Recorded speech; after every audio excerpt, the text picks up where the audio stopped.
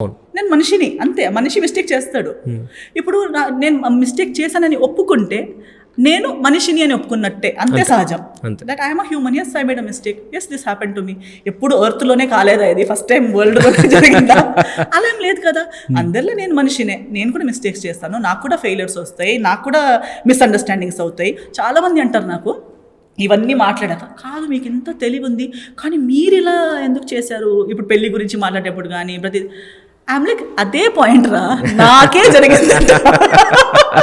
ఎంతమంది జరగట్లేదు, ఎన్ని జరగట్లేదు. ఐఎమ్ లైక్ వై, నాకు కూడా చెప్పొచ్చు కదా, నేను స్మార్ట్ని అని ప్రూవ్ చేయాలంటే అన్ని ఇది అది మిస్టేక్ కాదు అని నేను కవర్ చేయొచ్చు. ఐఎమ్ లైక్ నో, ఇంత తెలివి ఉండి కూడా నా చేతిలో కూడా మిస్టేక్స్ జరుగుతాయి, నేను కూడా రాంగ్ డిసిజన్స్ చేస్తాను, నేను కూడా మోసపోతాను. ఈ సహజం ఇది. So that is normal, that we should all feel that మన అందరూ ఒకే బోట్లో ఉన్నాం, ఒకే బోట్లో వెళ్తున్నాము. ఒకరు ఫస్ట్ సీట్లో కూర్చున్నారు, ఇంకొకరు సెకండ్, ఇంకొకరు లాస్ట్ సీట్లో కూర్చున్నాం. వెళ్ళటం బోట్ లోనే అండ్ వెళ్ళేది ఒకే ప్లేస్ కి. ఓ వాళ్ళు ఫస్ట్ లో ఉన్నారు కదా, నేను లాస్ట్ లో ఉన్నాను కదా, ఏం లేదు, వెళ్ళేది ఒకటే ప్లేస్ కి. అంతే అంతే. సూపర్ అండి. సో సినీ జర్నీలో మీరు ఒక హీరోయిన్ గా స్టార్ట్ చేసి కెరీర్ చేస్తూ ఉన్నారు, మధ్యలో కొంచెం చిన్న చిన్న గ్యాప్ వచ్చింది. సో ఆ గ్యాప్ వచ్చినప్పుడు, సో అంటే ఎందుకు వచ్చింది ఆ గ్యాప్, తర్వాత మళ్ళీ అగైన్ స్టార్ట్ చేశారు మళ్ళీ. సో గ్యాప్ రావడానికి మెయిన్ రీజన్ ఏంటి? మల్టిపుల్ రీజన్స్ అండి, మల్టిపుల్.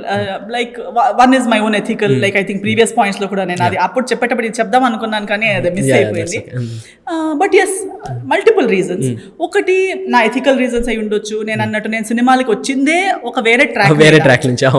సో నాకు అది అందరిలాగా ఇప్పుడు కూడా నేను ప్రతి 6 months ఒకటి చేయాలనేది నాకు లేదు, అది ఆటోమేటిక్ అవుతుంది. బట్ నేను చేసేది నాకు నచ్చే మనుషులతో, నాకు నచ్చే కంఫర్ట్ ఉన్న చోట. అంతే. నాకు ఇప్పుడు కూడా అన్ని సెట్ అవుతూ వస్తేనే చేస్తాను కానీ నేను చేయాలి, చేయకపోతే జనాలు ఏమనుకుంటారేమో అని ఆ తపన నాకు లేదు. మై ఓన్లీ తపన is I want to do what suits me. I'm a trained artist. నేను ఒకటి చేస్తే అది చేశానని నలుగురికి గుర్తుండాలి, నాకు సాటిస్ఫాక్షన్ ఉండాలి, మా అమ్మ నాన్నకి నా గురించి చేసిన వాళ్ళ జర్నీ సాక్రిఫైసెస్ వేస్ట్ అయినట్టు అనిపించకూడదు. So there is many reasons. నా గురువుస్ ఉన్నారు, నా పేరెంట్స్ ఉన్నారు, దేవుడు ఉన్నారు. ఎవరికి హ్యూమిలియేట్ చేయకుండా, నా సోల్ని నా లోపలే నాకు నేను హ్యూమిలియేట్ చేయకుండా, అంటే ఫైనల్ ఎవరేం చూస్తారో లేదు కానీ నన్ను నేను మిర్రర్లో చూడగలగాలి. ఇంత హ్యాపీగా ఆనందంగా నవ్వి, నేను ఇప్పుడు నా జేబులో డబ్బులు ఉన్నాయా లేదా సెకండరీ, నా ప్లేట్లో ఫుడ్ ఉందా లేదా సెకండరీ, బట్ నేను ఏమీ లేకపోయినా హ్యాపీగా ఇలా కూర్చోగలుగుతాను. ఇలా అంటే నాలో ఏమీ అలాంటి లేదు కదా suffering. That is more important, because daily ఎవరు నాతో బ్రతుకుతారా లేదా అనేది ఇంపార్టెంట్ కాదు, నేను నాతో ట్రావెల్ అవుతున్నాను కదా. నా లోపల ఒక మనిషి ఉన్నారు, ఇక్కడ బయట ఒక మనిషి ఉన్నారు. ఆ లోపల ఉన్న మనిషి అండ్ బయట ఉన్న మనిషి మ్యాచ్ అవ్వాలి. నాకే నేను మ్యాచ్ అవ్వట్లేదు అనుకో, నాతో నేను జర్నీ చేయలేను కొన్ని రోజుల తర్వాత. అందుకే చాలా మంది ఇండస్ట్రీలో కానీ ఒక స్థాయిలో ఎక్కువ రోజులు ట్రావెల్ అవ్వలేరు, బికాస్ ఫేక్ పర్సనాలిటీ ఎంత రోజులు, ఎన్ని సంవత్సరాలు, 10 years 5 years 10 years చేస్తే పిచ్చలైపోతారు.